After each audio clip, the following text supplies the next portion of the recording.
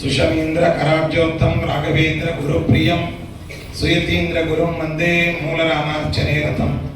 ಸರ್ವೇಪಿ ಸುಖಿನಃ ಸಂತು ಸರ್ವೇ ಸಂತು ನಿರಾಮಯಾಃ ಸರ್ವೇ ಭದ್ರಾಣಿ ಪಶ್ಯಂತು ಸರ್ವೇ ಸುಗುಣಶಾಲಿನಃ.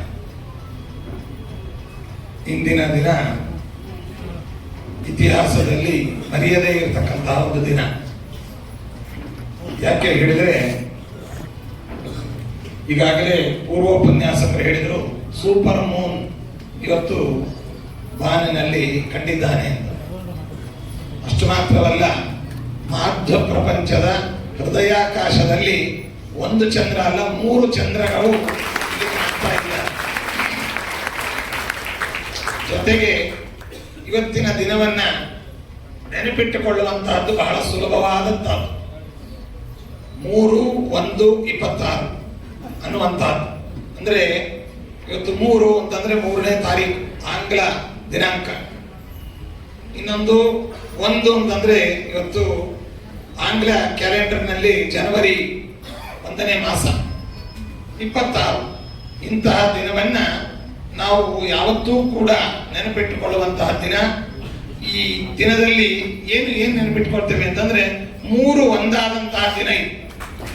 ಒಂದು ಉತ್ತರಾದಿ ಮಠ, ರಾಘವೇಂದ್ರ ಸ್ವಾಮಿಗಳವರ ಮಠ, ಒಂದು ನಮ್ಮ ಕೂಡ್ಲಿ ಆರ್ಯ ಅಕ್ಷೋಭ್ಯ ಮಠ ಒಂದಾದ ದಿನ. ಇದನ್ನ ಎಲ್ಲ ಮಾತ್ರ ಬಂಧುಗಳು ನೆನಪಿಟ್ಟುಕೊಳ್ಳುವಂತಹ ಒಂದು ದಿನವಾಗಿದೆ. ಇನ್ನ ಬಹು ದಶಕಗಳ ಈ 2 ಮಠಗಳಲ್ಲಿ ಇದ್ದಂತಹ ಮೇಲ್ನೋಟಕ್ಕೆ ಇದ್ದಂತಹ ಏನು ವಿವಾದಗಳಿತ್ತು ಅದನ್ನೆಲ್ಲ ಕುಳಿತುಕೊಂಡು ಸಮಾಜದ ಹಿತದೃಷ್ಟಿಯಿಂದ ಅತ್ಯಂತ ಜವಾಬ್ದಾರಿಯುತವಾಗಿ ಇದನ್ನ ಪರಿಹಾರ ಮಾಡಿಕೊಂಡು ಒಂದು ರಾಜಿ ಸೂತ್ರವನ್ನ ಕಂಡುಹಿಡಿದುಕೊಂಡು ಸಮಾಜಕ್ಕೆ ಉತ್ತಮವಾದಂತಹ ಒಂದು ಸಂದೇಶವನ್ನು ಇಂದು ನಾವು ರವಾನಿಸಬೇಕು ಅಂತ ಹರಿಗುರುಗಳ ಪ್ರೇರಣಾನುಸಾರವಾಗಿ ಸಂಕಲ್ಪಿಸಿ ಆ ನಿಟ್ಟಿನಲ್ಲಿ ಹೆಜ್ಜೆಯನ್ನಿಟ್ಟು ಅದನ್ನು ನಾವು ಸಾಧಿಸಿದ್ದೇವೆ. ಹೆಜ್ಜೆ ಇಟ್ಟಿದ್ದೇವಲ್ಲ, ಸಾಧಿಸಿದ್ದೇವೆ ಎಂಬುದನ್ನು ಕೂಡ ಸಭಾಮುಖವಾಗಿ ತಿಳಿಸಲು ಬಹಳ ಸಂತೋಷವಾಗ್ತಾ ಇದೆ. ಇನ್ನ ಈಗಾಗಲೇ ಸ್ವಾಮಿಗಳು ತಿಳಿಸಿದಂತೆ ಈ ಉಭಯ ಮಠಗಳಲ್ಲಿ ಬಾಂಧವ್ಯ ಅನ್ನುವಂತಹದ್ದು ಯಾವುದೋ ಒಂದು ನಿಮಿತ್ತದಿಂದ ಯಾವುದೋ ಒಂದು ಕಾಲದಲ್ಲಿ ಮಾತ್ರ ಆದದ್ದಲ್ಲ, ಕಾಲದಲ್ಲಿಯೂ ಕೂಡ ನಡೆದುಕೊಂಡು ಬಂದಂತಹ ಒಂದು ಸನ್ನಿವೇಶ. ಈ ಸನ್ನಿವೇಶವನ್ನು ನಾವು ನೋಡಿದಾಗ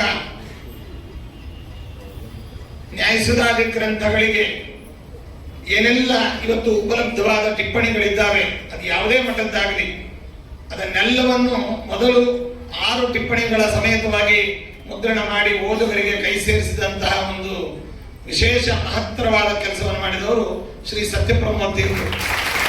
ಆ ನಂತರದಲ್ಲಿ 25 ವ್ಯಾಖ್ಯಾನಗಳ ಸಮೇತವಾಗಿ ಮುದ್ರಣ ಮಾಡಿದಿರತಕ್ಕಂತಹ ಒಂದು ವಿಶೇಷ ಕಾರ್ಯ. ಅದು ನಮ್ಮ ಪರಮ ಗುರುಗಳ, ನಮ್ಮ ಕಾಲದಲ್ಲಿ, ನಮ್ಮ ಮಠದಲ್ಲಿ ನಡೆದಂತಹ ಒಂದು ಕಾರ್ಯವಾಗಿದೆ. ಅದರಲ್ಲಿ ಶ್ರೀ ಸತ್ಯಪ್ರಮೋದ ತೀರ್ಥರು ದೇಶದ ಉದ್ದಗಲಕ್ಕೂ ಕೂಡ ಸಂಚಾರ ಮಾಡಿ ಗ್ರಂಥಗಳ ಸಂರಕ್ಷಣೆಯ ಸಂಗ್ರಹಣವನ್ನು ಮಾಡಿದ್ದು ದಶಕಗಳ ಹಿಂದೆ ನಾವೆಲ್ಲ ಕೇಳಿದ್ದೇವೆ. ಆದರೆ ಅದು ನಮ್ಮ ಮಠದಿಂದಲೇ ಪ್ರಕಾಶನ ಆಗಬೇಕು ಅಂತ ಏನೋ ಗೊತ್ತಿಲ್ಲ, ಕೆಲವು ಟಿಪ್ಪಣಿಗಳನ್ನ ಅವರು ಮುದ್ರಣ ಮಾಡದೇ ಬಿಟ್ಟಿದ್ರು. ಉದಾಹರಣೆಗೆ ವಾಕ್ಯಾರ್ಥ ಚಂದ್ರಿಕಾಕ್ಕೆ ಸಂಬಂಧಪಟ್ಟಂತಹದ್ದು ವಾಕ್ಯಾರ್ಥ ರತ್ನಮಾಲ ಅಂತ, ಇನ್ನೊಂದು ಗಲಗಲಿಯಾಚಾರ್ಯರ ನ್ಯಾಯಸುಧಾ ಟಿಪ್ಪಣಿ, ಆನಂದ ವ್ಯಾಖ್ಯಾನ.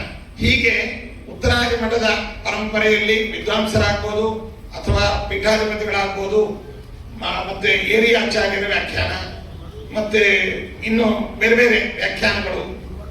ಸರಿ, ಉತ್ತರಾದಿ ಮಠದ ಪರಂಪರೆಯಿಂದ ಅಥವಾ ಪೀಠಾಧಿಪತಿಗಳು ವಿದ್ವಾಂಸರಿಂದ ರಚಿತವಾದ ಗ್ರಂಥಗಳನ್ನ ಮುದ್ರಣವನ್ನ ಮಾಡಿರತಕ್ಕಂಥದ್ದು ನಮ್ಮ ಮಠದ ವತಿಯಿಂದ. ಜೊತೆಗೆ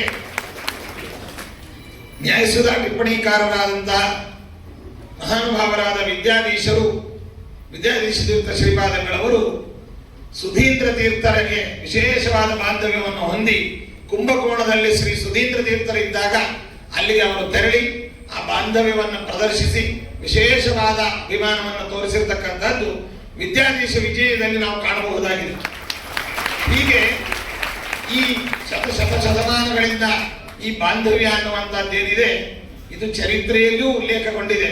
ಇವತ್ತು ನಾವು ಸತ್ಯಧರ್ಮ ತೀರ್ಥ ಶ್ರೀಪಾದಂಗಳವರು ಭಾಗವತಾದಿ ಟಿಪ್ಪಣಿಕಾರರು ಅವರ ಪೂರ್ವಾಶ್ರಮದ ತಂದೆ ತಾಯಿಗಳು ಶ್ರೀ ರಾಮಾಚಾರ್ಯರ ದಂಪತಿಗಳು ಮಂತ್ರಾಲಯದಲ್ಲಿ ಬಂದು ರಾಯರ ಸೇವೆಯನ್ನು ಮಾಡಿ ಅಲ್ಲಿ ವಿಶೇಷವಾಗಿ ಸತ್ಸಂತಾನವನ್ನು ಪಡೆದಿರುವಂತ ಸತ್ಯಧರ್ಮ ಸ್ವಾಮಿಗಳ ಚರಿತ್ರೆಯಲ್ಲಿ ನಾವು ಕಾಣ್ತೇವೆ.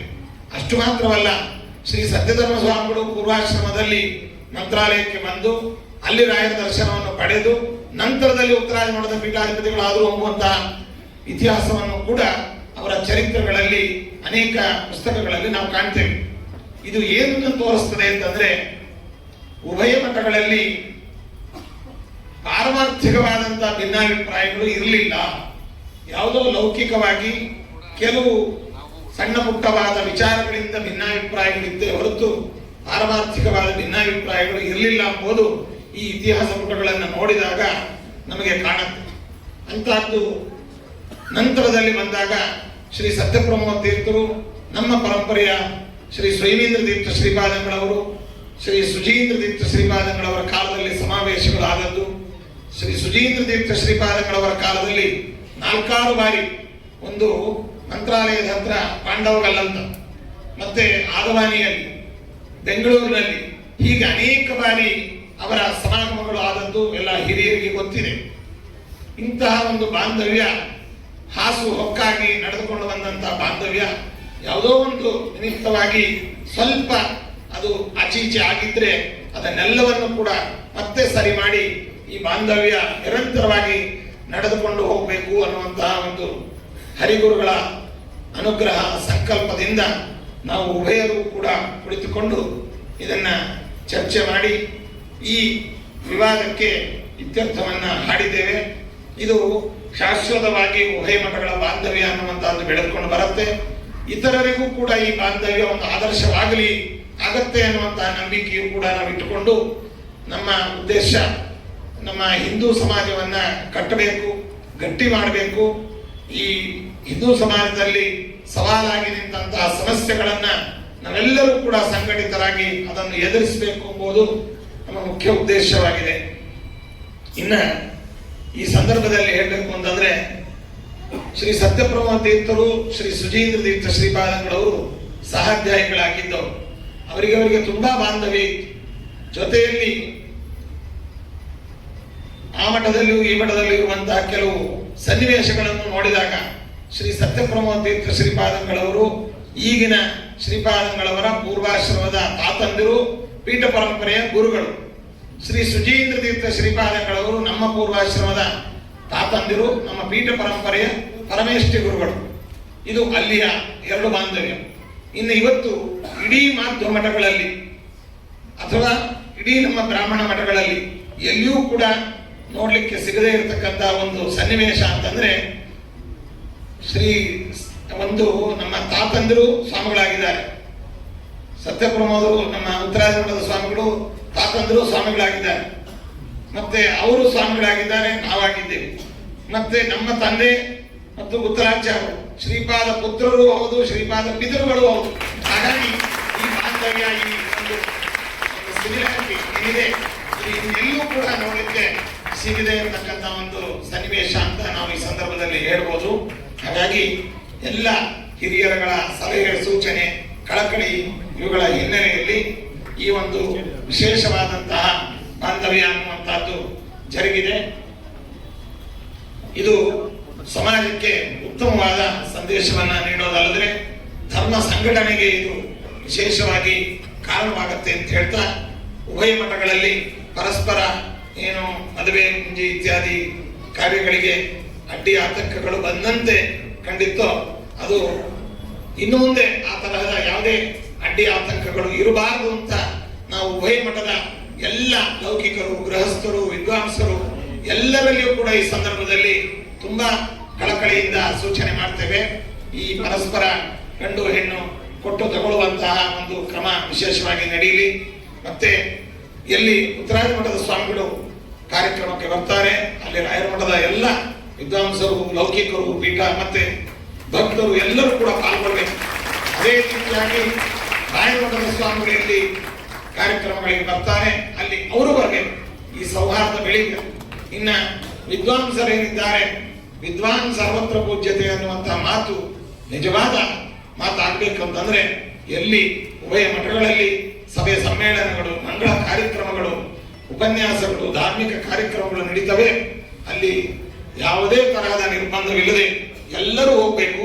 ಅವರವರ ಅನುಷ್ಠಾನ, ಅವರವರ ಪದ್ಧತಿ, ಅವರವರ ಕ್ರಮವನ್ನು ಅವರು ಇಟ್ಟುಕೊಂಡು ಸೌಹಾರ್ದದಿಂದ ಎಲ್ಲರೂ ಕೂಡ ಮೆರಿಬೇಕು ಅಂತ ಈ ಸಂದರ್ಭದಲ್ಲಿ ಎಲ್ಲರಿಗೂ ಸಲಹೆ ಸೂಚನೆಯನ್ನು ನೀಡ್ತಾ, ಈ ಸೌಹಾರ್ದ ಕೇವಲ ನವವೃಂದಾವನ ವಿವಾದಕ್ಕೆ ಮಾತ್ರವಲ್ಲದೆ ನಮ್ಮ ಮಠಕ್ಕೂ ಉತ್ತರಾದಿ ಮಠಕ್ಕೂ ಇರತಕ್ಕಂಥ ಯಾವುದೇ ವಿವಾದಗಳಿದ್ರೂ ಕೂಡ ಎಲ್ಲವೂ ಬಗೆಹರಿಯುವಂತಹ ಹಂತದಲ್ಲಿ ಬಂದಿದೆ.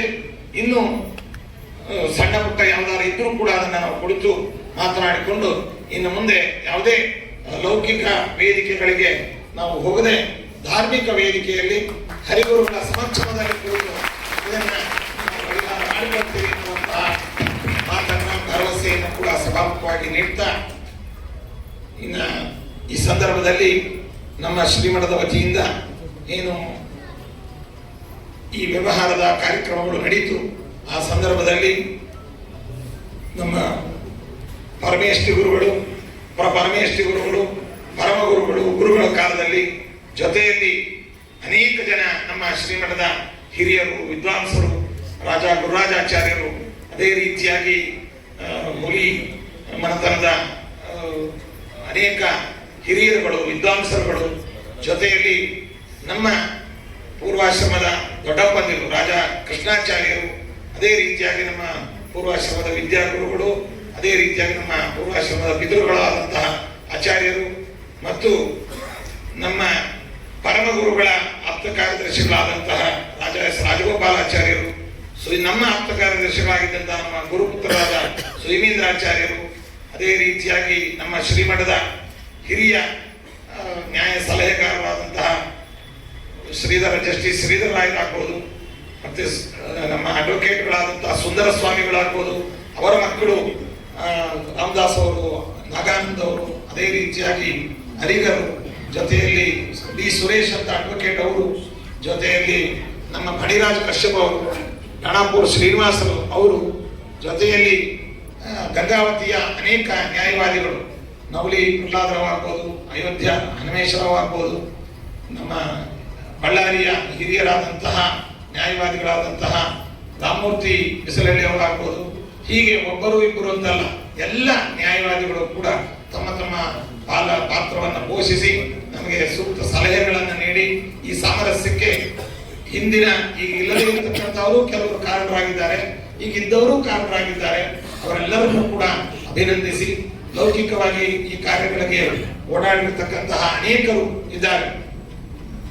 ಅದರಲ್ಲಿ ನಮ್ಮ ಪೂರ್ವಾಶ್ರಮದ ಸಹೋದರನಾದಂತಹ ನಮ್ಮ ಪೌರಪಟರ್ನಿ ಆದಂತಹ ಚಿರಂಜೀವಿ ವಾದಿರಾಜಾಚಾರ್ಯ ಮತ್ತು ನಮ್ಮ ಪೂರ್ವಾಶ್ರಮದ ಎಲ್ಲ 3-4 ಮನೆತನದ ಎಲ್ಲ ಹಿರಿಯರು ಸದಸ್ಯರುಗಳಿದ್ದಾರೆ, ಮಠದ ವಿದ್ವಾಂಸರುಗಳಿದ್ದಾರೆ, ಮತ್ತೆ ಮಠದ ಲೌಕಿಕ ಸಿಬ್ಬಂದಿಗಳಿದ್ದಾರೆ.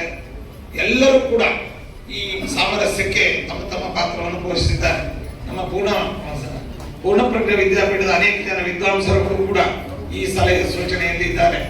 ಹಿಂದಿನ ಬೇಜಾಪುರ ಸ್ವಾಮಿಗಳವರು, ವಿಶ್ವೇಶ್ವರ ಶ್ರೀಪಾದಗಳವರು, ಅವರು ಈ ಸಾಮರಸ್ಯಕ್ಕೆ ಅನೇಕ ಬಾರಿ ನಮ್ಮ ರಾಮಗುರುಗಳ ಕಾಲದಲ್ಲಿ ಮತ್ತೆ ನಮ್ಮ ಕಾಲದಲ್ಲಿಯೂ ಕೂಡ ಅವರು ಪ್ರಯತ್ನವನ್ನ ಪಟ್ಟಿದ್ದಾರೆ, ಸಲಹೆ ಸೂಚನೆಗಳನ್ನು ನೀಡಿದ್ದಾರೆ. ಅವರಿಗೆ ತಿಳಿದೇ ಇದ್ರೂ ಕೂಡ ಅವರು ಹರಿಪದದಲ್ಲಿದ್ದರೂ ಸಂತೋಷವನ್ನು ಪಡ್ತಾ ಇದ್ದಾರೆ ಅಂತ ನಾವು ಈ ಸಂದರ್ಭದಲ್ಲಿ ಸ್ಮರಿಸುತ್ತೇವೆ. ಈ ಸಲಹೆ ಸೂಚನೆ ಇವುಗಳಲ್ಲಿ ಅನೇಕ ಮಠಾಧಿಪತಿಗಳು, ನಮ್ಮ ವ್ಯಾಸರಾಜ ಮಠದ ಪೀಠಾಧಿಪತಿಗಳು, ಶ್ರೀಪಾದರಾಜ ಮಠದ ಪೀಠಾಧಿಪತಿಗಳು, ವಾದಿರಾಜ ಮಠದ ಪೀಠಾಧಿಪತಿಗಳು, ಇನ್ನು ಬಾಳಗಾರ ಮಠದ ಪೀಠಾಧಿಪತಿಗಳು, ಇವರೆಲ್ಲರೂ ಕೂಡ ಈ ಸಾಮರಸ್ಯದ ಒಂದು ಸಲಹೆ ಸೂಚನೆಗಳನ್ನ ನಮಗೆ ನೀಡಿದ್ದಾರೆ. ಉಡುಪಿಯ ಅಷ್ಟಮಠದಲ್ಲಿ ಅನೇಕ ಪೀಠಾಧಿಪತಿಗಳು, ಇವರೆಲ್ಲರೂ ಕೂಡ ಎಲ್ಲರ ಒಂದು ಪರಿಶ್ರಮ, ಸಲಹೆ ಸೂಚನೆ ಇವುಗಳಿಂದ ಇವತ್ತು ಈ ಒಂದು ಕಾರ್ಯಕ್ರಮ ಸಂಪನ್ನಗೊಂಡಿದೆ. ಚಿರಂಜೀವಿ ನಮ್ಮ ವಾದಿರಾಜಾಚಾರ್ಯ ಪೌರಪಟರ್ನಿಯಾಗಿ ನಮ್ಮ ವಾದೀಂದ್ರ ಅವನು ತುಂಬಾ ಪರಿಶ್ರಮವನ್ನು ಪಟ್ಟಿದ್ದಾನೆ. ಜೊತೆಯಲ್ಲಿ ನಮ್ಮ ಲೌಕಿಕ ಕೆಲಸದಲ್ಲಿ ನಮ್ಮ ಠಾಣಾಪುರ ಶ್ರೀನಿವಾಸ್ ಅವರು, ಅವರ ತಮ್ಮಂದಿರಾದಂತಹ ವಿಜೇಂದ್ರ ಅವರು, ಅವ್ರ ತಂದೆಗಳು, ಹೀಗೆ ಒಬ್ಬರಿಬ್ಬರು ಅಂತಲ್ಲ, ಎಲ್ಲರೂ ಕೂಡ ತಮ್ಮ ತಮ್ಮ ಪಾಲನ್ನ ಇದರಲ್ಲಿ ಮಾಡಿದ್ದಾರೆ. ಅವರೆಲ್ಲರನ್ನು ಕೂಡ ಅಭಿನಂದಿಸ್ತಾ ಹಿಂದೂ ಸಂಘಟನೆಯ ಸಂಘ ಪರಿವಾರದ ಅನೇಕ ಹಿರಿಯರುಗಳು, ಮಂಗೇಶ್ ಜಿಯವರು, ಸಂತೋಷ್ ಜಿಯವರು, ಮುಕುಂದ್ಜಿಯವರು, ಅವರೆಲ್ಲರೂ ಕೂಡ ನಮಗೆ ಸಲಹೆಯನ್ನು ನೀಡಿದ್ದಾರೆ. ಜೊತೆಗೆ ನಮ್ಮ ಕೇಂದ್ರ ಮಂತ್ರಿಗಳು, ನಮ್ಮವರೇ ಆದಂತಹ ಪ್ರಹ್ಲಾದ್ ಜೋಶಿ ಅವರು ಅನೇಕ ಬಾರಿ ಮಂತ್ರಾಲಯಕ್ಕೆ ಬಂದಾಗ, ಮತ್ತೆ ದಿಲ್ಲಿಗೆ ಹೋದಾಗ, ಹುಬ್ಬಳ್ಳಿಗೆ ಹೋದಾಗ ಅನೇಕ ಬಗೆಯಾದ ಮಾತುಕತೆಯಲ್ಲಿ ವೇದಿಕೆಯನ್ನು ಕಲ್ಪಿಸಿದಂಥವ್ರು.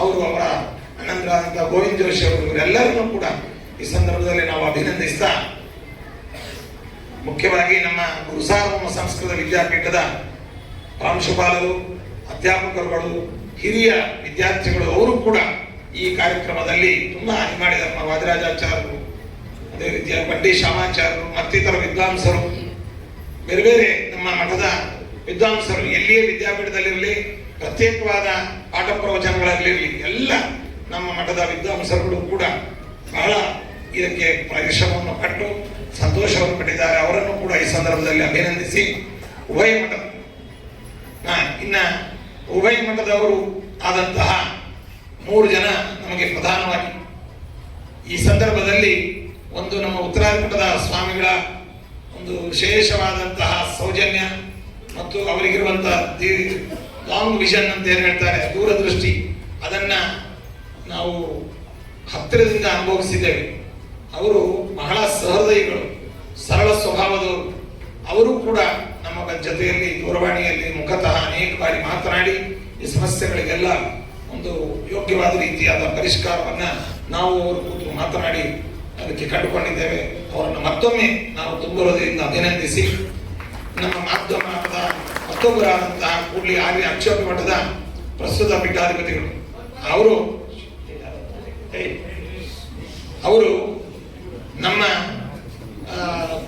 ನಮ್ಮ ಜಿಲ್ಲೆಯವರು.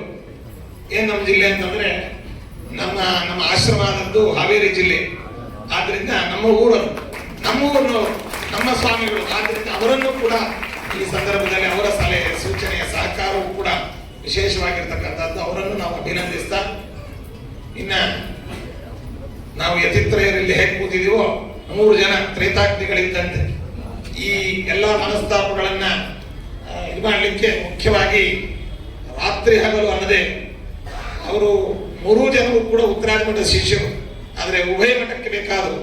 ಆದ್ರಿಂದ ಅವರನ್ನ ಒಂದು ಮಠದ ಅಂತ ವ್ಯಕ್ತಿಗಳು ಅಂತ ಹೇಳೋದಿಲ್ಲ, ನಮ್ಮ 2 ಮಠಕ್ಕೆ ಬೇಕಾದಂತ ವ್ಯಕ್ತಿಗಳು. ನಮ್ಮ ಭಾಗ್ಯನಗರ ಹೈದರಾಬಾದಿನ ಶರತ್ ಚಂದ್ರ ಅವರು ಬಹಳ ವಿಶೇಷವಾಗಿ ಪರಿಶ್ರಮ ಪಟ್ಟಿದ್ದಾರೆ. ಅವರನ್ನು ಕೂಡ ಈ ಸಂದರ್ಭದಲ್ಲಿ ನಾವು ವಿಶೇಷವಾಗಿ ಅಭಿನಂದಿಸ್ತಾ, ಮತ್ತೋರ್ವ ನಮ್ಮ ರವಿಯವರು, CYB ರವಿಯವರು, ಚೆನ್ನೈ ನಿವಾಸಿಗಳು, ಅವರು ಕೂಡ ಅವರ ಪರಿಶ್ರಮವನ್ನ ಎಷ್ಟು ಅಂತ ನಮಗೆ ಮತ್ತು ಉತ್ತರಾದಿ ಸ್ವಾಮಿಗಳಿಗೆ, ಕೂಡ್ಲಿ ಸ್ವಾಮಿಗಳಿಗೆ ಗೊತ್ತು. ಅವರ ಕಷ್ಟ, ಅವರ ಪರಿಶ್ರಮ, ಅವರ ಪ್ರಯಾಸ ಏನು ಅಂತಹ ರವಿಯವರನ್ನ ಈ ಸಂದರ್ಭದಲ್ಲಿ ಅಭಿನಂದಿಸಿ, ಗುರುಪ್ರಸಾದ್ ಅವರು ಕೂಡ ತುಂಬಾ ಪರಿಶ್ರಮವನ್ನು ಪಟ್ಟಿದ್ದಾರೆ. ನಮ್ಮ ಈ ಮಾತುಕತೆಗೆ ವೇದಿಕೆಗಳ